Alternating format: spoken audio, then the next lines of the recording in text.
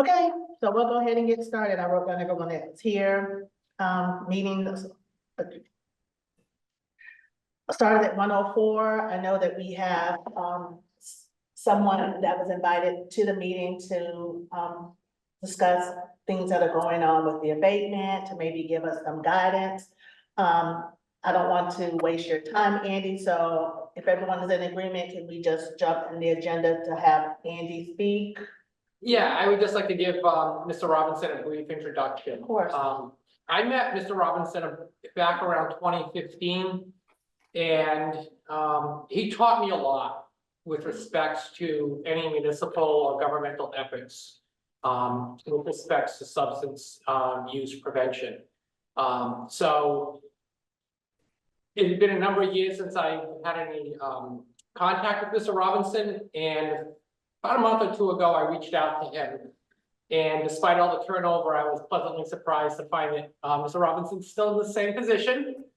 And we had a great talk. And I thought that some of what I was able to learn from him almost a decade ago, it might be good for others to hear with the town taking on this endeavor with the opioid abatement settlement.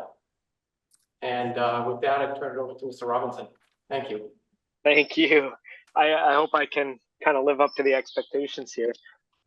It's great to be here with you guys. I don't know that I have any sort of silver bullet that I can offer you, but I'll introduce myself a little bit more in terms of my role. So I've been around public health for about the last 18 years or so now.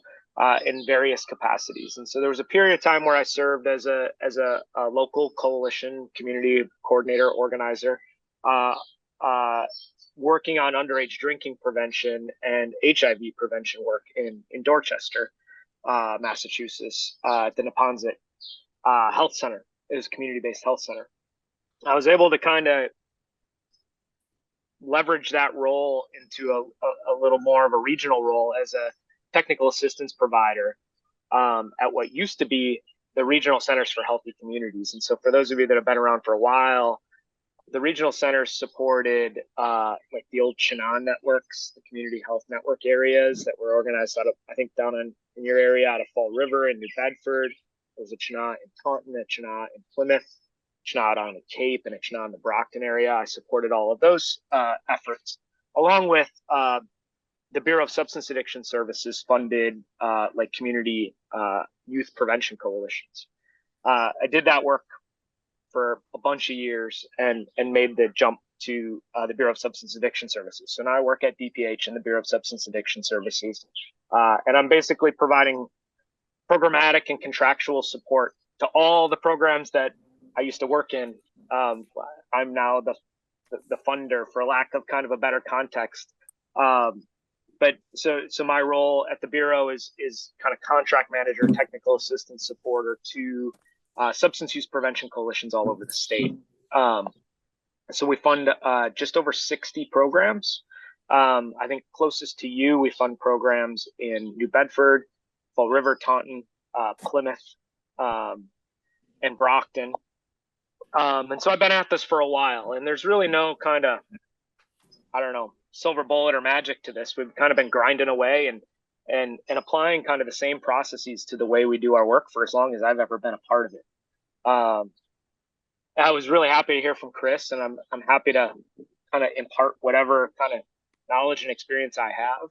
I heard a number of you talking prior to the meeting starting about the Care Massachusetts opioid abatement group that's been set up. That group is also organized through the Bureau of Substance Addiction Services. So I'll actually be presenting at one of their office hour sessions in a couple of weeks. They're leveraging a lot of expertise from within BSAS, from across like the spectrum of our services, to help support local communities just like you. You know, there are communities all over the state who are struggling to kind of think about how to organize themselves and make decisions about how to use these opioid abatement dollars. Right? It's there. It's everywhere. You know, there's an article in the newspaper every week about it somewhere. And you know, so in my experience, we leverage something in the prevention unit at BSAF called the Strategic Prevention Framework. You know, it's a very institutional term. the strategic prevention framework, all it really is like a multi-step planning process.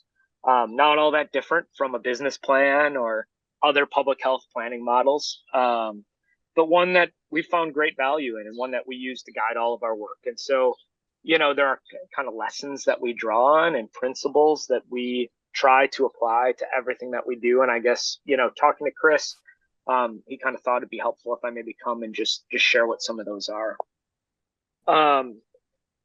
Quite frequently in the work that we do, when the grant money we provide lands in communities, the first question they ask themselves is like, what are we going to do?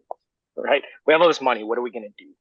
And our model would kind of suggest that that's the wrong question to ask, or at least the wrong first question to ask, right?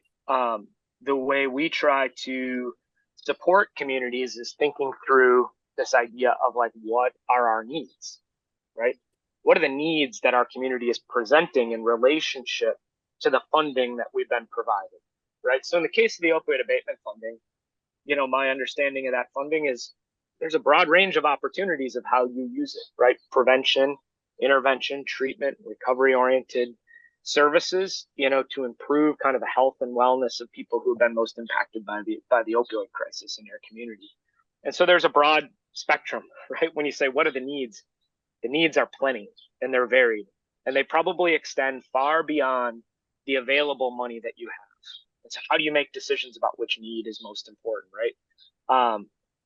In our experience, the truth is there's no wrong place, right? But it should be informed by a clear understanding of the need before we get to the kind of now, what are we going to do about that need?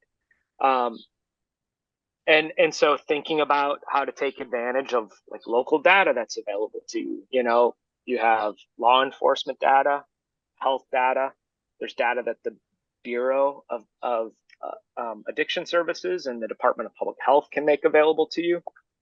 I imagine there's other local data that you can kind of cull through, school-based data, and ambulance runs and other things that can tell you a lot about what's happening in your community. Excuse me. That kind of inform your need from this place of data, right? And data can be both qualitative and quantitative, right? You probably have a lot of people in your community who have also been impacted by the crisis, who are still being impacted by the crisis, right? Their lived experience is just as valuable as some of that raw data that might be available to you out there. And so you kind of look at that, and what we would tell our communities is kind of create the most comprehensive list of needs that you can, right? 10, 20, 30, 40 needs deep, and then work together to establish a way in which that you can cull through that list of needs and decide where is the opportunity for us to make a difference. The struggle that our communities often have is that the highest need on the list is often not the one where the most opportunity exists, right? I mean, like our communities assess the needs of youth related to substance misuse, right? They'll look at things and they'll identify poverty, right? Or housing access. Like we give them a couple $100,000, for 6 and 8 year windows. They're not going to change, hunger or poverty with that money and that time. And so, well, those needs might be significant, right? They kind of have to acknowledge that within our community, we only have a certain amount of capacity, right? And so, create a list of criteria that you will use to then apply and prioritize those needs. Really simple things that we think about, right? I was talking to Chris, and I apologize, I don't have the visual to share, but I think of like a Venn diagram, right? And those of you that are familiar with like a Venn diagram can hopefully kind of picture one in your head, right? But I think of 3 big circles that overlap, and it's like kind of capacity, right? So what is our ability, our collective ability? What kind of staff and partnerships and other things do we have, right? What is our need, right? And then what is our available resources, right? And so you have these 3 circles that kind of converge on each other, and they create this little space in the middle that says, right, when we assess honestly right, where our need, capacity, and resources are, against this like broad list of needs, we might pretty quickly go from a list of 10 or 12 needs, all of which are valid and all of which are important to address, but some of which we might not be able to because we don't have the capacity to. Some of which we might not be able to because we simply don't have the resources to make a dent, right? And you get to this place, this convergence of opportunity, right in the middle. And that might be 1, 2, 3 of those priority needs that are part of that big list of 10, 15, or 20. And those are hard decisions to make. And I recognize that. We make them every day. You guys are all in positions, I imagine, with your municipalities and in your communities, where we don't often get the opportunity, right, to choose the things that are most important or they're most valuable. We're kind of choosing the things we can make a difference on. And that's hard for a broader community to understand sometimes. And that's why we would say, right, it's valuable to be transparent about how you make your decisions, maybe even involve the community if you can along the way, so that they can understand how you got to where you got. And it's not because you like someone more than someone else, or you think someone's need is more important than another person's, right? But that you've kind of converged on this space of opportunity based on a set of criteria that were informed by the data you have available in your community. And that's what drove a choice about how you move forward and use these limited resources that you have available for the time that you have them available. The other valuable part in going through this process, right, is that list will exist in perpetuity, right? So if you have a list of 15 needs and you choose 1 or 2 of them based on a process, a well thought out process, you can always go back to that list as more opportunity comes about, right? More money comes available, more capacity comes online. Something about the need, one of the needs you prioritize changes in a way that is positive. You can go back to that list and say, let's take another look. Maybe there's a need that we fell further down the list the last time that's now a little bit higher this time, right? It kind of gives you this record to go back to over time and reference and refer to continue to inform your decision-making process on an annualized or biennial basis or whatever it is you determine. And then once you identify the need that you feel like you want to address, we kind of sometimes encourage communities to try to skip over the what are we going to do about it piece and go to the other end of the spectrum, which is, if this is the need today, how do we want this need to look different 1 year, 3 years, or 5 years from now? Kind of that outcome notion of like, how do we want to affect this need over time, right? How do we want to change or impact this need over time? And it's those two ideas together that help you kind of squeeze into the middle of, we have this need we've identified. That need is within our capacity and within the resources we have available to address. We have an idea of how we want that need to change or evolve in positive or healthy ways over time. Now, how do we take those two things together and let them define what it is we do, so that what we do isn't a discussion of whose idea is more important or whose opinion is more valuable, right?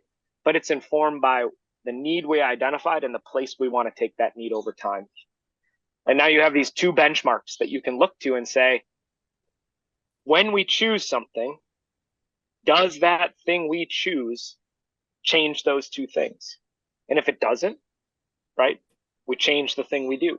If it does, maybe we scale it, right? Maybe we maintain it over time. And then as we monitor and measure ourselves against those two benchmarks, right, the need and the desired change, the outcome that we're seeking, that'll help us determine, like, when can we maybe pivot off of this strategy to something else? Or how might we have to adapt this strategy because the original idea for how we would do it, right, isn't having the impact that we want, or isn't addressing the need in the way that we hoped or expected it might.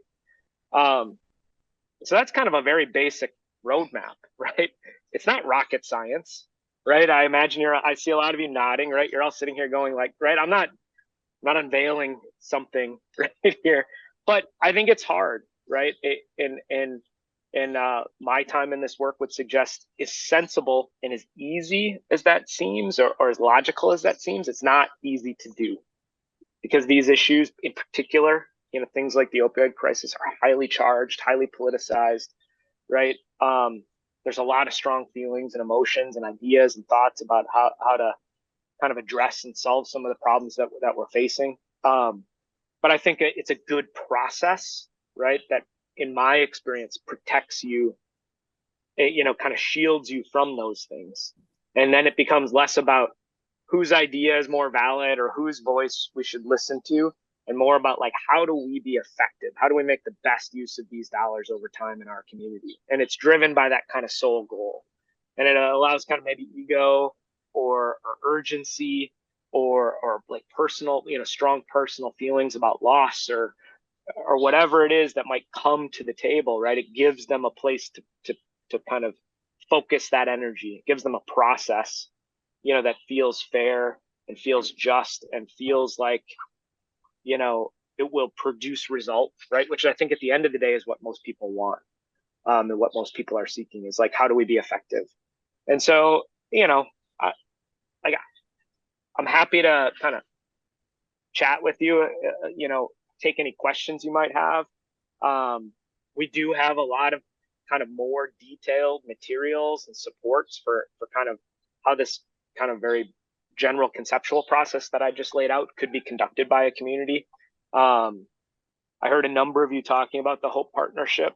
The Hope Partnership offers TA, not just these, webinars and materials, but they will actually send individuals to work with your community through a process like this, if it would be helpful for you, kind of support facilitation of a process like this, help you think through the criteria that you might use, the people that you should involve, where to get the data that might be most helpful to inform the process. Like BSAS is committed to providing these resources, and this is how BSAS is using the portion of the money that's been given to us, right? Is to ensure that we're providing communities what they need to make the best, most effective use of the dollars that they've been given.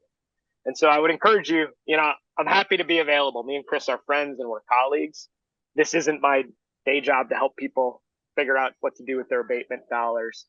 I support a whole group of grantees who have, their own priorities around substance misuse.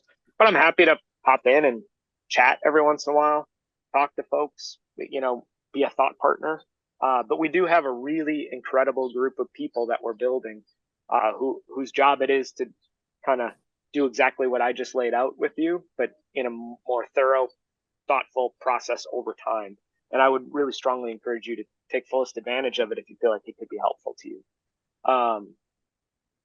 So I don't know. Hopefully, Chris, I hit all the high notes. You did. Thank you. Anybody have?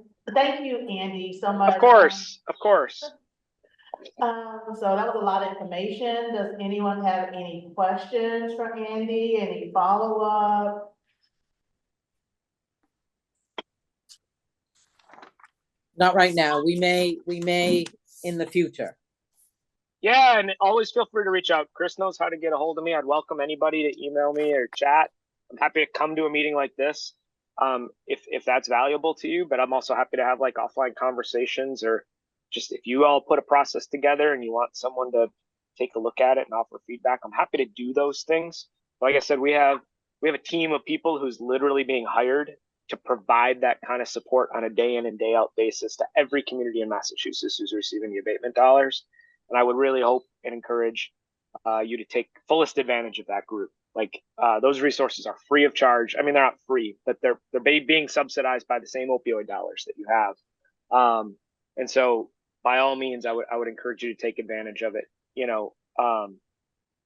These dollars are going to exist, for the next 15, 16, 17, 18 years. And so, I think taking the long view, this is a problem that took a long time to get to this place. And it's a problem that's going to take a long time to kind of steer and turn the ship in the other direction.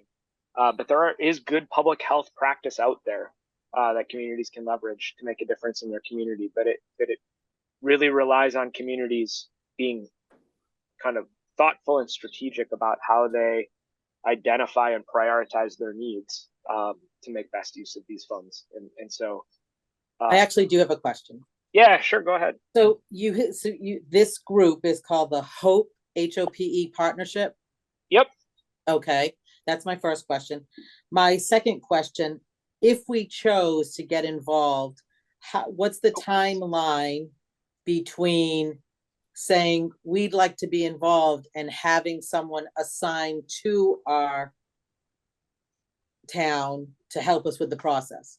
Yeah, sorry, I just misspoke. It's called the CARE Partnership. I apologize. Yeah. DAART. So some of you guys are already connected and looped in. I apologize for that.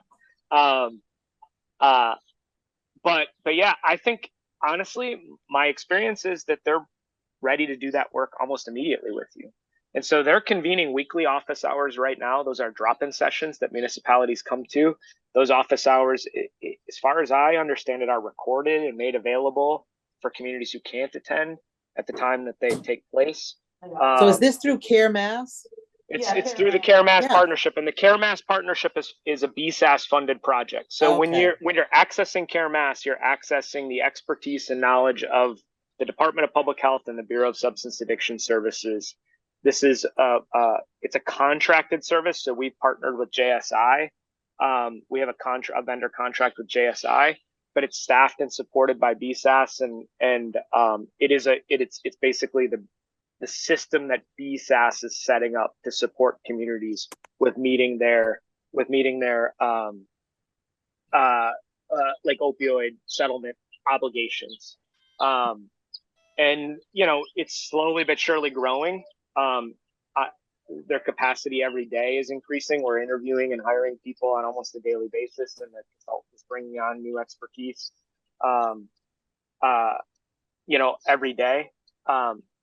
So, yeah, but I wouldn't hesitate for a second to reach out to them. And my guess is they'd be very excited to hear from you and would get back to you quickly.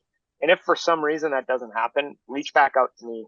And I'd be happy to kind of circle around internally and make sure that whatever request you sent is being recognized and noticed, and letting them know that I have a relationship with Chris, and I've met with the group and making sure that they're responsive. But I would be surprised, very, very surprised, if they wouldn't respond almost immediately.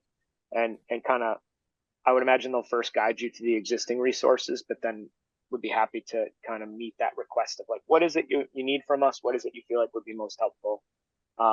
And whether it's attending these kinds of meetings or attending some separate subcommittee planning meetings, kind of supporting you all in identifying, designing, developing a process, and then implementing it over time.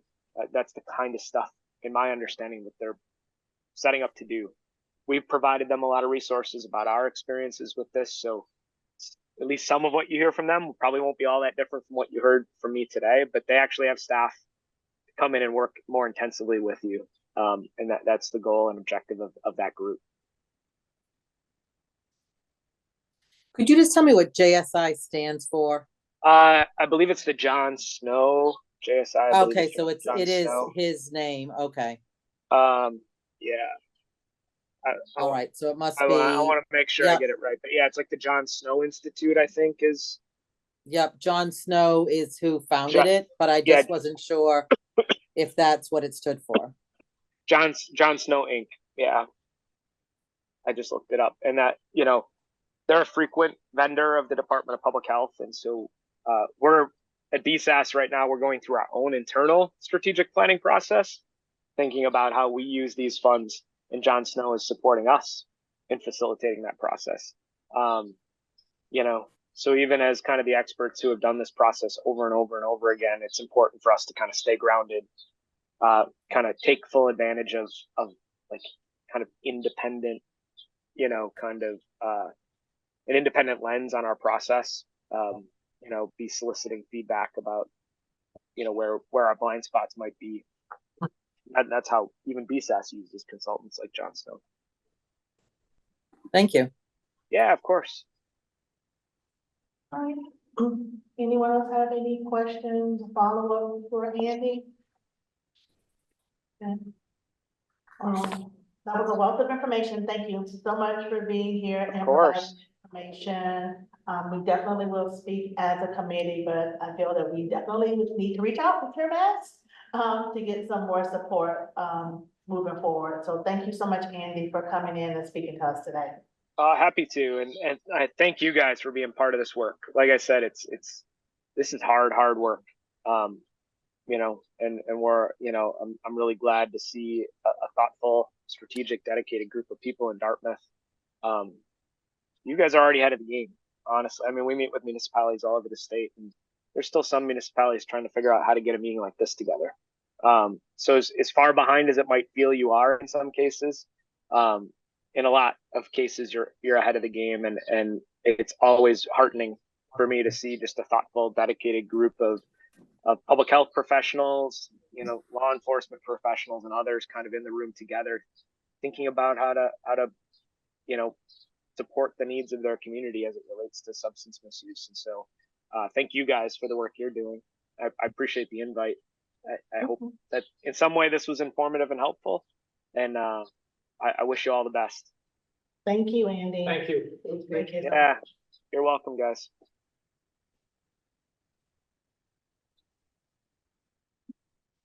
Right. Thank you. That was informative. I feel personally that some of that information is similar to what we heard from the 3 individuals who met with us a few months ago, now several months ago, about assisting us with Dartmouth specific information. Mhm. Oh, there everybody is. And I know that we are participating with the Bristol County task force through in survey format now to get some information, which will be helpful. So I think we will have some of those data points. I know I receive a monthly email from the police department that gives me Dartmouth data. But I think we need to incorporate that into this meeting, reviewing the Dartmouth data, the health department data, well, the police department data, the health department data, and I will certainly speak, because I see no one has attended from the school department. Oh, no, Jim Talley is on. Joe, okay, He's here. unfortunately, I can't see that screen. Yeah, he's Hi, here. okay, I hear his voice. So we'll look for getting some school department data. I've been talking to primarily the high school, which, again, I share their concerns on vaping, and some of the efforts that they've been doing, but we need to make this piece, of data gathering or data discussion a standard item on our agenda. Did anyone else want to comment before I move on Andrew's presentation? Mhm. No, no one's saying anything. Heidi. Okay, all right. I will, I see police and fire are here. I didn't know if they had any information. Hello, Matt. If they had any specific information they'd like to share. I don't have much. Only thing I can say, which is kind of a positive note, we have only had one reported overdose to us in the last 3 months, which is absolutely unheard of. That's great. Take that with a grain of salt. I mean, that's only reported to us. The feeling is that a lot of the overdoses which come out of the hotel, they're starting to develop Narcan buddies, and they're starting to Narcan themselves. Not saying that it's not a problem anymore, but we're seeing a lot less of it. Well, that's good. And the fact that they have access to Narcan is exactly what they need.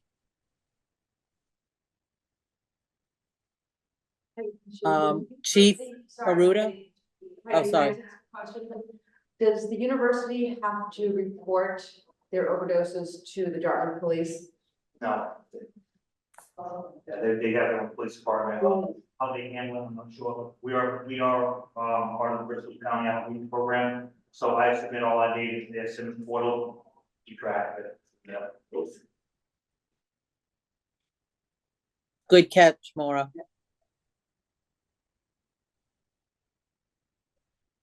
So would it be advised to possibly have someone from UMass Dartmouth, maybe the police department, or I don't think the subset, right? They have their own, to the meeting also, because I'm quite sure there are things going on campus that we are not aware of at all.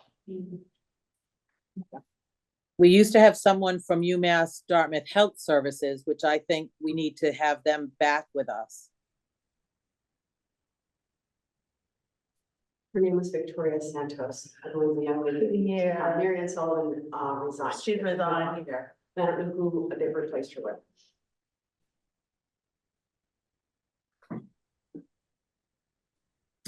Chief, Chief Aruda, did you have anything to, No, I don't,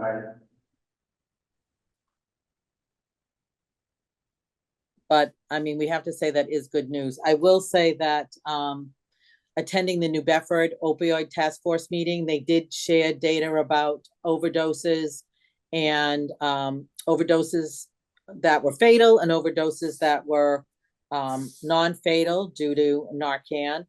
And they did have someone that resided from Dartmouth that they gave in their data. They also had a low month last month, which who knows why. Again, they're seeing a trend for those Thursday afternoons between 3 and 6 are still, when people are getting paid, are still the time of day and time of week or day during the week. That's still their highest for overdoses.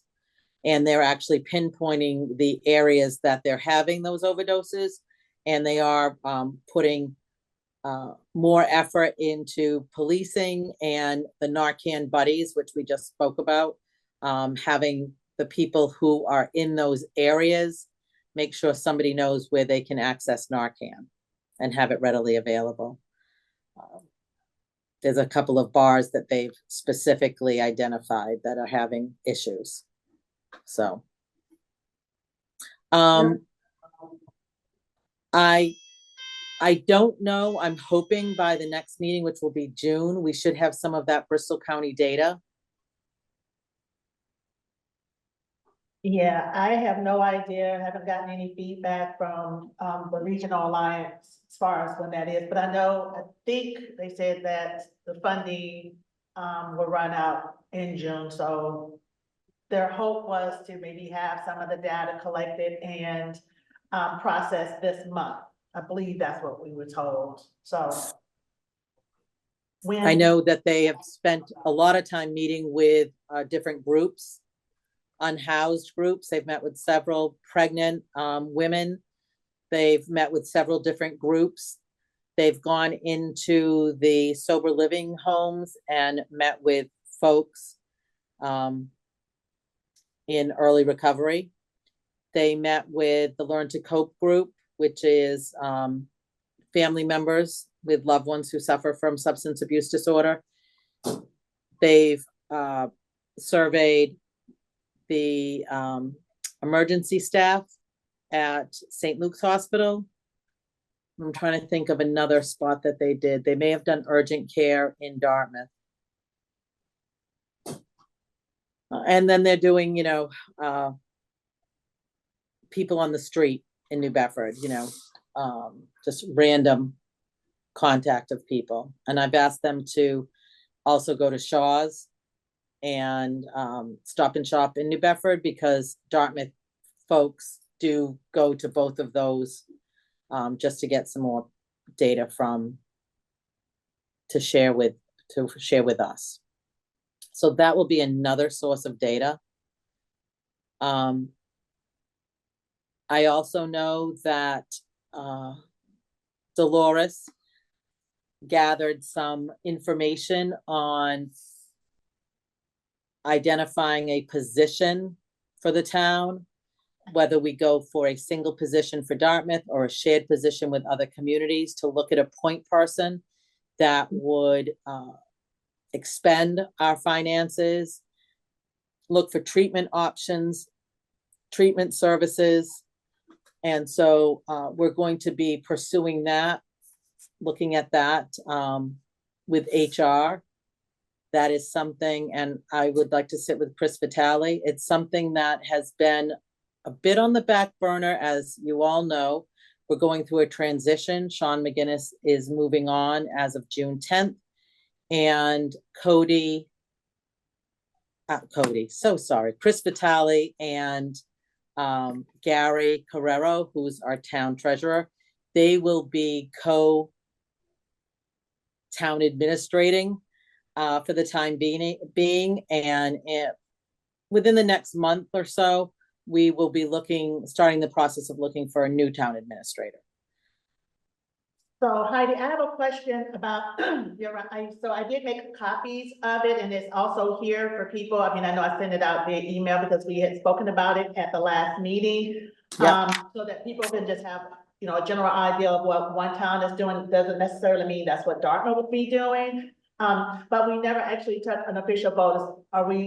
Is that something that we would like to move forward with as a committee to get a person in, a facilitator, coordinator to, I don't want to say be responsible, but be the point person, just like New Bedford has the person that does the opioid task force meetings, to get the meetings together, gather data, and just do the work that I think we're piecing together now, because it does feel disjointed, like what we're doing now, because we don't really have a point person, but we never actually voted on whether that is the next step that we will be taking as far as looking to get a person in, whether it be per diem, part-time, however it is, but I feel that if we're having this formal meeting, that's the process that we would need to, the next step that we would need to do to vote on it as a committee, correct?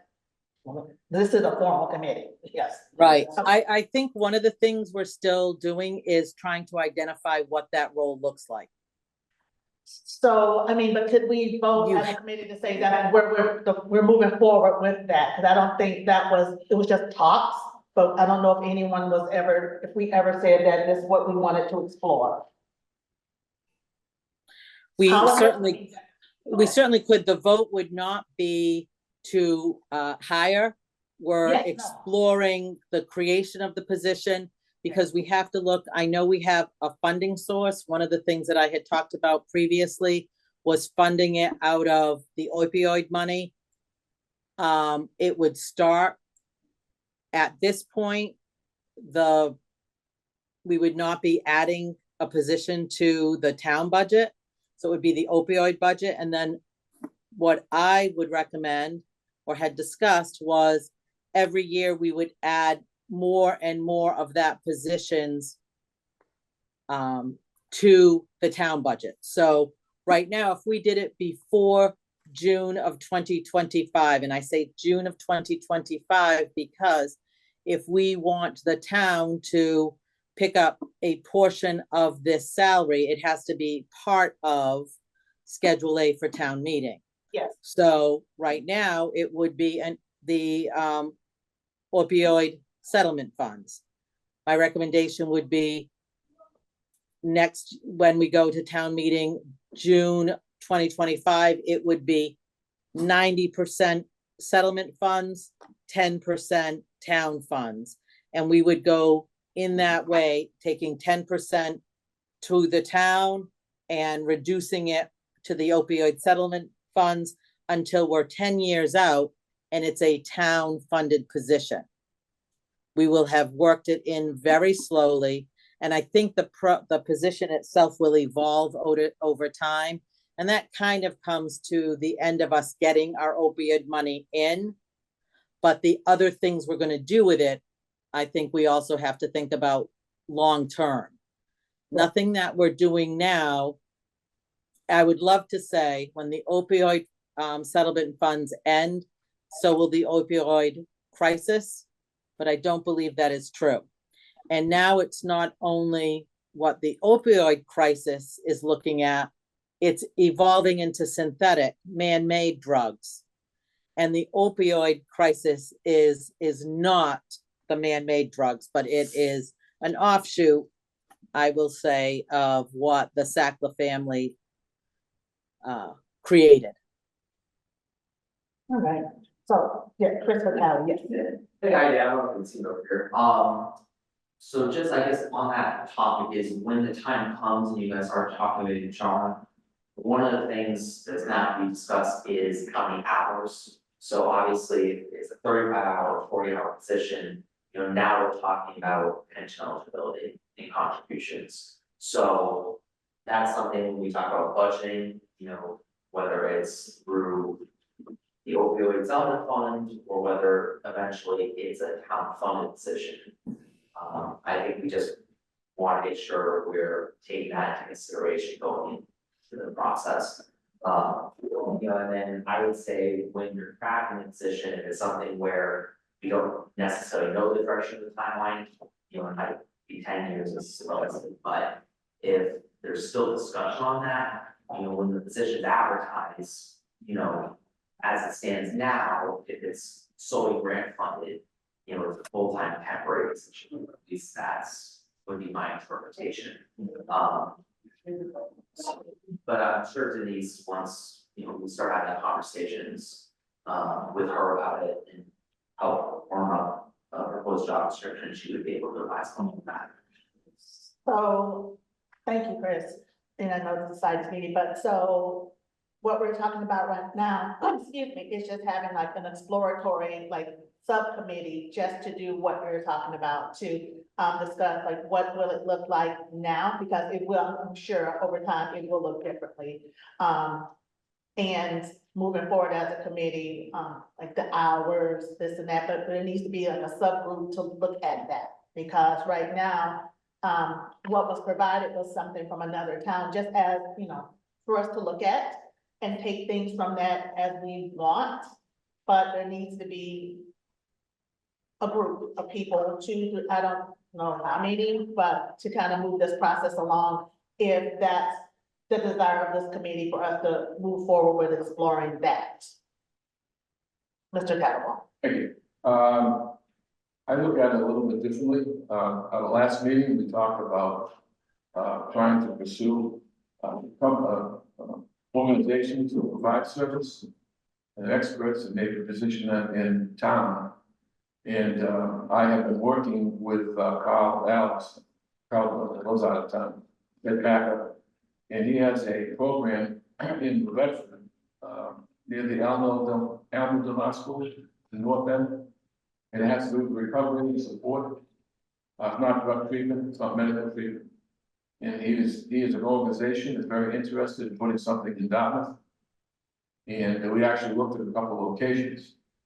And I had a conversation with Chris over there, with Sean McGinnis about it in terms of how the best way to approach getting this thing off the ground. And he basically suggested that, maybe if Kyle's pushing it that hard and can do it, wants to do it, that he put together a business plan and put it to the town and to the town administrative office. And to me, getting service on the ground from experts and letting them run it, and we can oversee it. It takes exits anything within town hall, but it gets services out into the town by people who know how to do it as quick as possible. So to me, that's a priority. I understand you're talking about research on maybe a person, but I think that whether it be Packer or somebody else, are there programs out there that also could be located in town, others? And just get them in here and get them going and help them subsidize some of assuming we can all do it, it's approved by the Packer restrictions, by the opioid restrictions. Then to do it and get service in here, with no layers of personnel costs, but just get them in here and help them run the operation. I think that's pretty important, and I think it seems like it's doable. Thanks for that point. So you're almost talking like the way the town transitioned when we used to have an energy manager as an employee. And then we transitioned to having a contractor just provide services. So it sounds like that's what you're more talking about. Well, it also could be done pretty quickly and get services on the ground, because these people, whether it be whatever organization, and if we find out they're out, then okay, that's the case. Yeah. But Having worked with Carl and Connie and Star years ago, I do know that there is there's somewhat of an institutional barrier with the public to this building versus, organizations, whether it's Packer, Star, Seven Hills, that, they're part of the, I hate to say it, it's kind of like they're embedded in the community. Boots on the ground. In the neighborhoods. And, you know, I've worked very closely with one of those organizations and saw a lot of tremendous successes because of how rooted they are with the people. Whereas with us, it was kind of like, you know, there's like this barrier. People don't want to come here. People don't like them. There's government entities. People. People on the Right. ground. And National. the advice I got was that, put together a business plan with anybody that's interested. And then and it looks good, and it'll be approved. Then we'll find a location, and it could be, you know, a town building somewhere that's empty. Or it could be a retail space that we can rent, but finding the space afterwards, and, but not in town hall. Yeah, and nothing on that. Well, David, then I'd like to charge David with continuing this discussion with Carl. It would be Carl and his organization that puts together a business plan. We're Yeah. not the organization that would put together a business plan. It would be presented to us and we would be able to see how much we could contribute. There are, in addition to Carl, there are other groups looking to do similar things in Dartmouth. And I Right. spoke to Carl this morning about a possible location, which is a different location than we've discussed before. But we're looking at a number of individuals who are either looking at similar offerings to Carl's or sober living homes that are all looking towards the opioid task force for funding. And 100%. I want to be very, very cautious about what we're funding. So, Maybe you didn't hear me, but I said that we presented a business plan and go out and see any organization who's interested and get them all together, and we can investigate each one, but it's their job to come to us with their plan. right, So- they have a business plan. We're not creating the business plan No, for I them. didn't say that, I don't know, it's their responsibility. Okay, Yes, if I may, just one point on that is, you know, I definitely agree that the more funding we can get out there for actual programming, for program costs, you know, that's what ultimately it's there for. I think the discussion on having a coordinator or someone who really is gonna be that connection between the administrative side of these programs and, you know, our accounting team. To make sure that the funding that we're giving them is being expended, you know, right. So I think that capacity on our side administratively is something to be mindful of, and to the point about PACA. And, you know, I think that if we were to go down that path, to have a part-time coordinator or we partner with an agency to help with the administration of the funds. You know, it could be pushed out as an RFP. And we could have multiple firms, you know, based on certain qualifications, you know, either this committee or our partner agencies are looking at. And then we could fund different types of programs, different types of services based on set criteria, but, you know, I think we could kind of go about those two plans at the same time. But if possible, we could even look at a consultant to oversee the operations of these organizations. Absolutely, Yes. People do it, Yeah. full costs, not even an in-house person, absolutely. and I think, and this, the funding is for that, and, so we don't gonna have to look out and create payroll and create a position where, okay, if it turns something big, that's a different story, but in the beginning, of course, the consultant, some kind of consultant, in-house. Well, and they'll review- Dolores, would you pass out the papers that you have so people could look at Oh, those?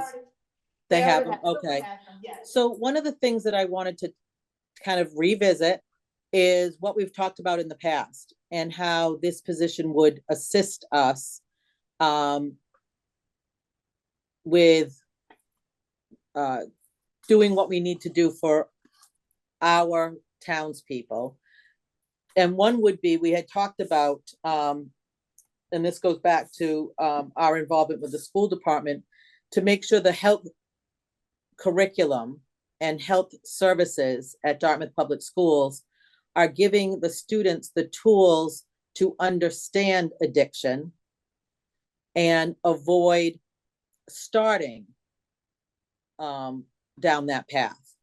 So that's one thing that I have reached out to Andrew Christofoli, who's the director of Health and Athletics, to talk to him about what's needed in the Dartmouth Public Schools to support one of the kind of fingers of the opioid settlement funds is to teach our vulnerable populations about addiction. So that's one piece. And I certainly I'm going to keep referencing back to this person who can help coordinate this. This person could be a resource to the Dartmouth Public Schools when they're having either presentations or they want to have guest speakers. This person can put them in touch with different groups. This person can field phone calls for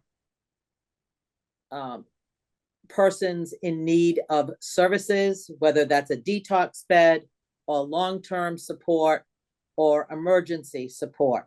There's a lot of aspects. It would be great to have a number that someone calls, and it's someone that's familiar with what is available in Dartmouth and what is available close to Dartmouth. So I see that person being critical in that way. We've also talked about having mandated trainings of all Dartmouth department heads.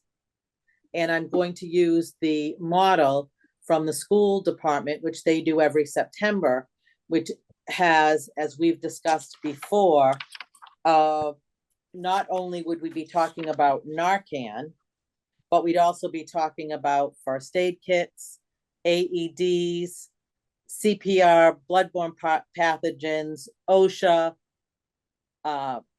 having a to-go bag if that was needed, fire extinguisher, you name it, a full and comprehensive mandated training that we would do with department heads.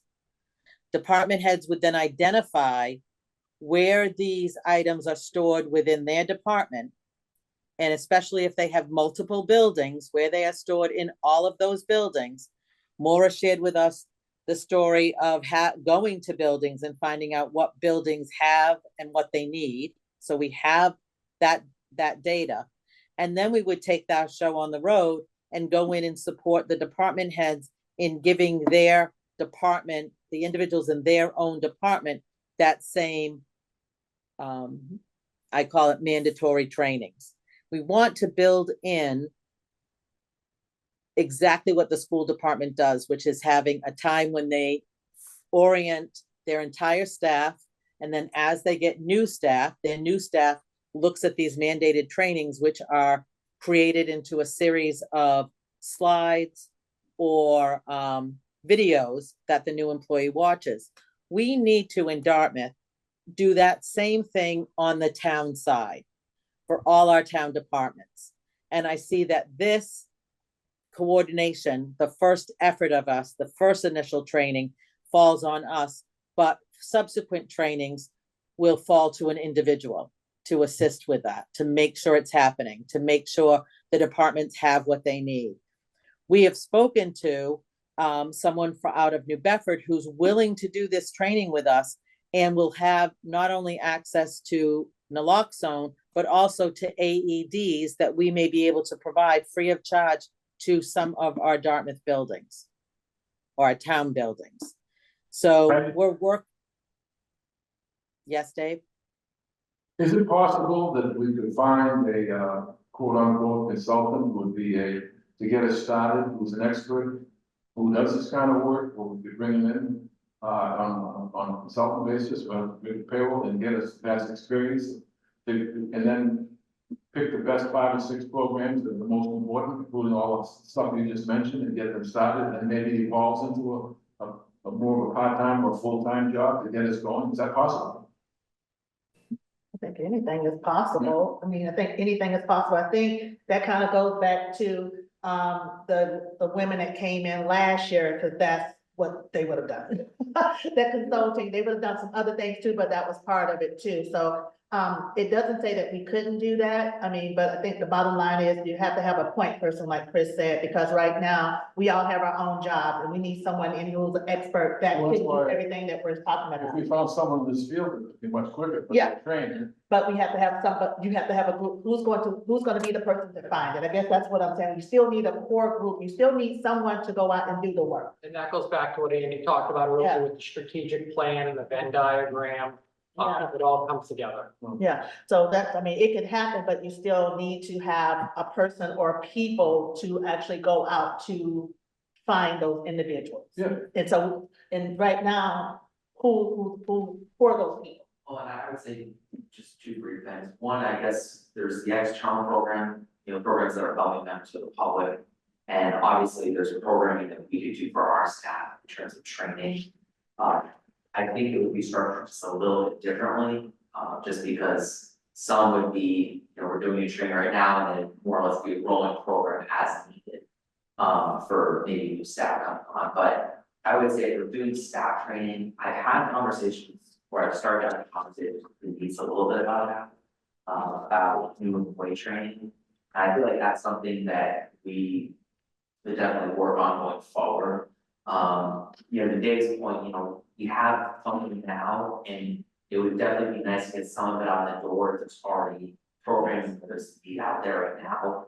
For the committee's consideration, you could always set it up as, a pilot program. Or a pilot round, an RFP, get some money out there as you're developing a full, strategic plan, getting the data back in. From a study that's ongoing. And there was one county, sorry, just on that. Yes. What that, there was a county that I was doing some research and they said, you tell us what your ideas are and how much. There was one county in the central part of the country that did that. We're not alone in struggling, forward, reverse, we're in the same spot. The few places that are spending money, they're getting criticized because but they bought vehicles.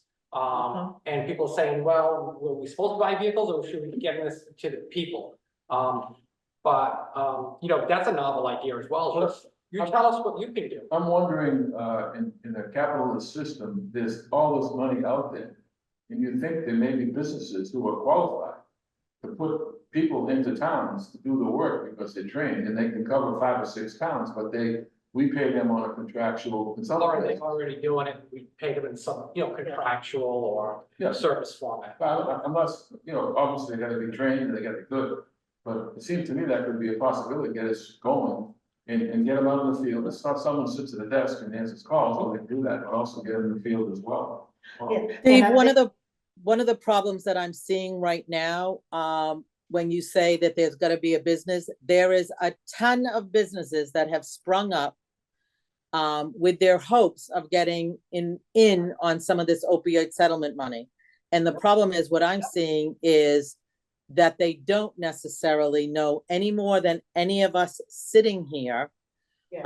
But they're looking to send us a body for X amount of dollars and said that this body can assist us with X, Y, and Z. But their company, I'm sorry, that's my walkie. I'm still at work, so I apologize for that. Sorry, Yeah. hang on. So I think we're all saying the same thing. So as far as like getting, because there are entities out there that can do it. We just have to figure out who is going to be the one to reach out to those entities and get the ball rolling. And that's where we don't have that. Do we want an entity that's gonna give give the people services, or is it gonna be a And that's position? important, Yes. because there's, if you have that, it's gonna be fewer options potentially, right? And the other bit, I think we talked about this a few meetings ago, is, the idea is we have this funding now, and for example, for all intents and purposes, let's say program manager. Is this program manager also gonna be charged with trying to bring in additional funding to supplement what we have? Grant writing, for matching. Well, that can be written into it. So I think Right. it's gonna look how we want it to look, right? Right, so I think if this committee was to say, hey, this is really what we need to be able to coordinate the disbursement of funds in a responsible way that have the biggest impact.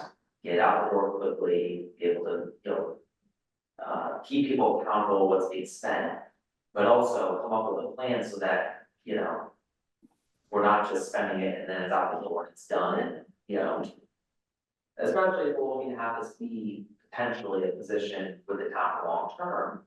I know that we're getting some funds over several years, Double digits.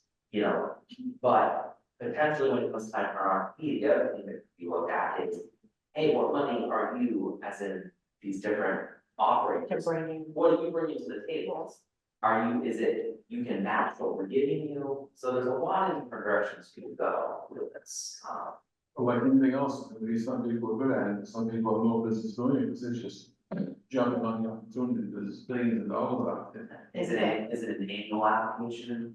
So- Is it? And to your point, Chris, exactly, all of those things that you're talking about, I agree, that needs to be discussed, and it needs to be a personal group of people to discuss doing this, because like I said, we all have our own jobs here. So if we're saying that this is what we're gonna do, then who is gonna be charged with moving forward with that process?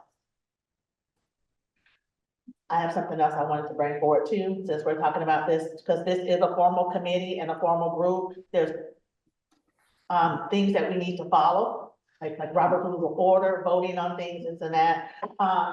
Because we don't have everyone listed that comes to these meetings consistently. Having this committee is important, but I'm not sure having it as a formal committee is necessary to do the work that needs to be done. Because right now, it is a formal committee, we have to follow Robert's Rule of Order, we have to vote on things, which we still have to do, and we have to be accountable for the town. But right now, if we're even voting on it, I don't even think we have form to vote on anything. I believe we have enough people, but as you've said, we went back and forth with, is this an internal team or is this a committee? Yeah. Right now, we have a committee charge. That committee charge can still stand for an internal team. And So, go ahead, Heidi, I'm sorry, go ahead. What were you no, getting ready to that's say? okay. I'm just gonna say, there are other internal teams that come together. The outreach committee is an internal team. Yes, it is an internal team, but they are not a formal committee that has to meet the open meeting law requirements, and this one does. And I think that's where we ran into the problem last week. We weren't in the confines of the open meeting law to have the meeting last week. The Dartmouth outreach team is an internal committee, but they don't have those same restrictions. So I guess that's what I'm putting out there. Do we want to have this committee to mimic that, as far as not having those type of restrictions, but still getting the work done? Because there may be some meetings where we only have 4 people, but we still can get the work done. So that's what I'm putting out there. I am going to charge Chris Vitale to give us input on that, because he, as a soon-to-be town administrator, he can certainly now talk with Sean McGinnis about this, but that was one of our fears as soon as we created the charge. We felt we needed a charge so that people knew what we were doing and the makeup of our committee. We did not specify any person's name. It would say a representative from, I'll just say the Dartmouth Police Department, a representative from the fire department, so that anyone that came from that department could speak on behalf of the department and, if necessary, vote. I'm not sure, and that's why I'm going to throw this back to Chris Vitale, how we are like or dislike the Dartmouth Outreach Task Force. Yeah. I'm not saying Chris needs to weigh in today. Yeah. So I think the one thing I would say is, let me get back to you. I think when it comes time, in my opinion, it comes down to how is the town making recommendations on the disbursement of funds. That is really, I think, a policy decision from the select board about, hey, is this something where you want this decision to be made in an open public format like this? Certainly we have different RFPs that we review and deliberate on internally. You know, there's others that we, do have a little bit more formal structure. And that's certainly just feedback I, want to hear, I guess, as we go through the process, but I can get you guys something back, for your next discussion, pros and cons, if you will, and then, the committee can make a decision, and then ultimately, that would just go back to the select board to, accept the recommendation or make modifications to it or what have you.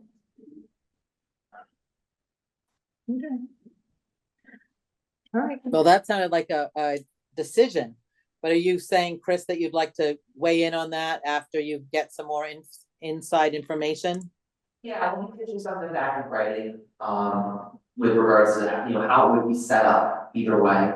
If we were to move forward with the current structure or a potential proposal, if it was just an internal team. And we can kind of weigh the pros and cons at that point, and, the committee here comes to a recommendation for the select board. Okay, so my only concern, and I'm just gonna be very transparent, is that we keep it the way it is. I don't know how we're gonna move forward with business if we're supposed to be following open meeting law and Robert's Rules of Order, voting and having a quorum and having a majority. If we don't have that, how do we move forward? Because there have been meetings where there's only been a few of us and we haven't been able to vote on anything because there were the people, not necessarily names on the list, but positions were not present at meetings. So that's the problem that we're running into, and that's my frustration. I'm gonna be totally honest and transparent. I don't care about the transparency piece, that is fine.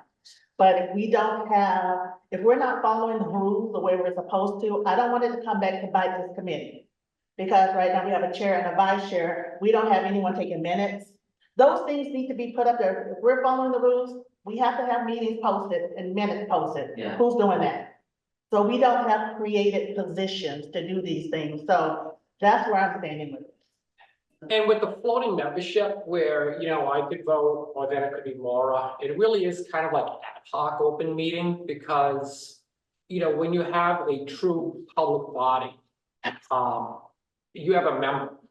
You don't have this fluidity to it. Even like with the Board of Appeals, you have alternates, and those alternates are prescribed, their services prescribed when their time comes. But, the fluidity that we have, it just seems like we're trying to be open and transparent. But it's, listening to Dolores, and I'll agree, it's becoming somewhat strangulating on our ability to move forward. As, situations may arise where, the summer gets busy, vacations and whatnot. I mean, I want us to be open and transparent, definitely, but I don't know if the way we're moving forward is necessarily has to be the end all be all way. I still want us to have input from the school department, the fire department, the police department, definitely have those entities at the table. But if they all can't make it there and things still need to move forward, we're not confined to these rules and laws that we have to have A, B, and C. And I would just say maybe the next thing too is if the structure does change, maybe the members of the group would figure out other ways that we're doing outreach on the work that we're doing internally. If it's not in a public format like this, what are things that we can do going forward? So Obviously, inform we're the not public. gonna bring on a consultant and certainly some of the responsibility would be on For them, that person. right? But in this interim, Okay. what does that look like? Maybe that's just something we can set as a takeaway. Okay.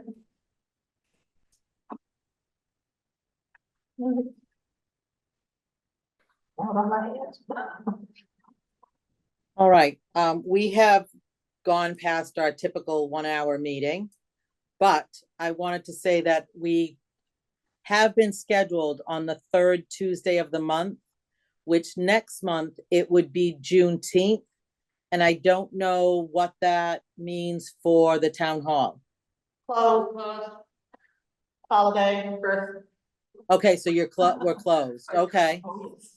All right, I just wasn't sure, because, not everybody does that. So I'm looking at then, unless we want to, why don't we schedule it then for the 25th of June? I think I'm here. Okay. Okay. Do you have something, Chris? I'm sorry. Yeah, so just, the only thing I want to just kind of circle back on, and it's kind of goes back to what, it's on the heels of, what we just talked about is, do we have quorum here? Was within the Senate budget, that's being debated, beginning today, is the Narcan consumer awareness. And that would require pharmacies to post certain signage about the availability of naloxone in pharmacies. I do think that is one of the roles of this committee beyond spending is, do we want to support this and let our legislators know of our support for this Senate amendment to the budget for fiscal year 26 for the Commonwealth of Massachusetts. So we take a vote, that would be a vote, right? Yeah. So Chris just proposed something. So I that- would second that, and I would say I'm in favor of Okay. that so signage. vote on And it. I do know that some already have that signage. Okay, so as a committee, I vote yes to also. Yeah, okay. All right, seems like we have all in favor to move forward with supporting this amendment to the bill, the budget amendment. Thank you. One of us can let Senator Montigny know. What's that? We'll let Senator Montigny know. That the DAART committee is in favor of this. Okay, thank you. Good. I didn't have anything else, Heidi, unless you did. I know I'm gonna try to be respectful of people's time. It's 2:15, so I don't know if there's. No, anything I'm else. gonna make a subsequent meeting with Chris Vitale to talk about not only the potential job description, but the department head meeting and those mandatory trainings. And we will bring that information back on the June 25th meeting. Okay, meeting with Chris Vitale. Okay. All right, well, with that being said, I would like to propose a motion to adjourn the meeting. Second. Okay. All in And let's favor? hope that the May data is the same from the police department. Let's hope. All right, meeting adjourned at 2:16 PM.